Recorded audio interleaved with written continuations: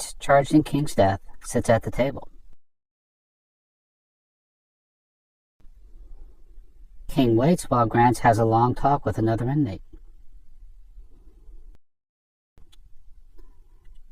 After several minutes of waiting, King engages Grants in a conversation. King then appears to beckon to Grants, and the two proceed to King's cell.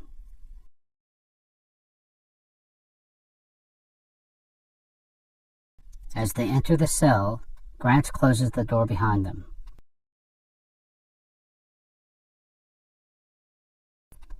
Two other inmates follow.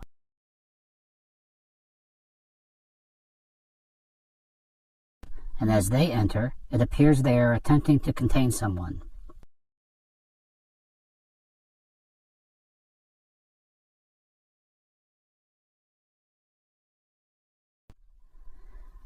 A fourth inmate on the pod floor watching the cell quickly walks up, briefly enters it, and reaches behind to close the door.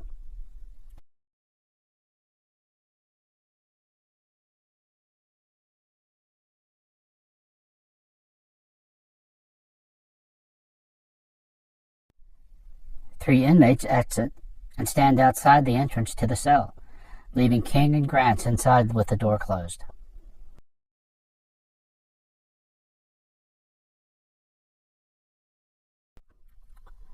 Six minutes after entering the cell, Grants leaves and walks to the cell on the same row.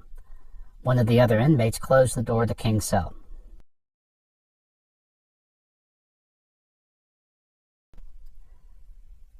A detention officer begins an inmate check on the pod 2 minutes later.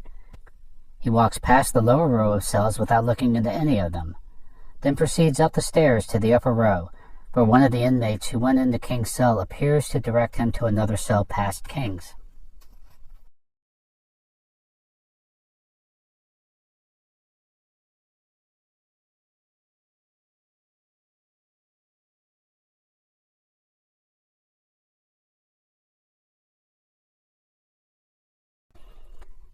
Roughly 90 minutes later, one of the detention officers begins to realize King isn't doing well.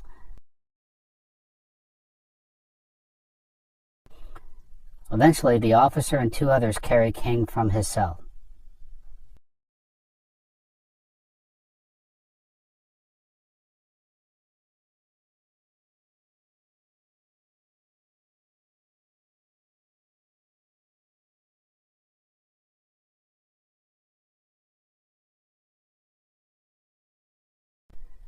One of the inmates involved earlier helps carry King down the stairs and place him in a wheelchair, where he was taken to a jail nurse.